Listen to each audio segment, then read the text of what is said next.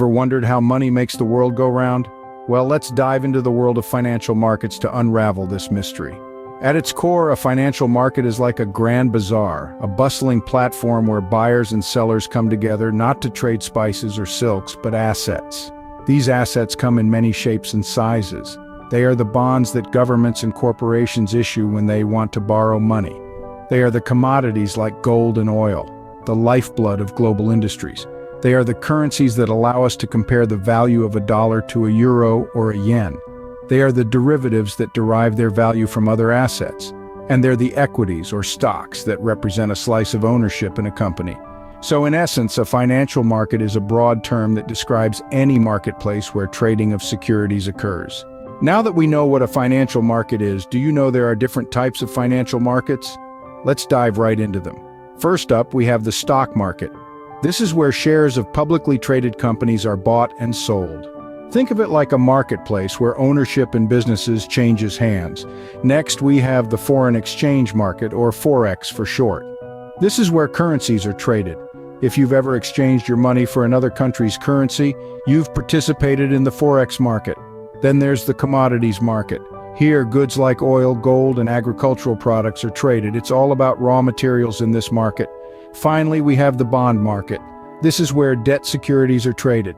When a company or government wants to borrow money, they issue bonds which investors can buy. Each of these markets plays a unique role in the financial ecosystem, facilitating the exchange of different types of assets.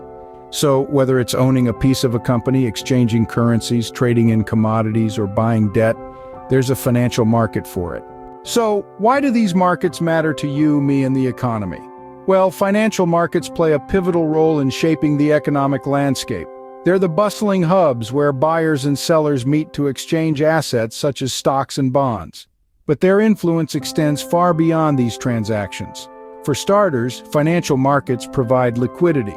This means they make it easier for you and I to buy and sell assets quickly and with minimal price impact.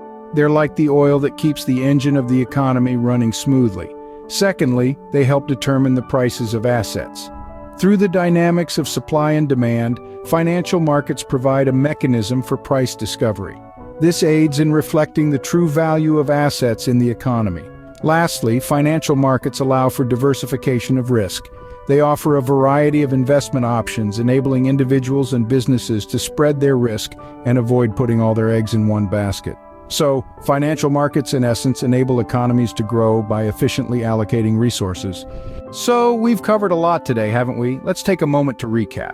We started our journey by unveiling the mystery of financial markets, which are simply platforms where buyers and sellers meet to trade assets. These assets can be anything from stocks and bonds to commodities and currencies.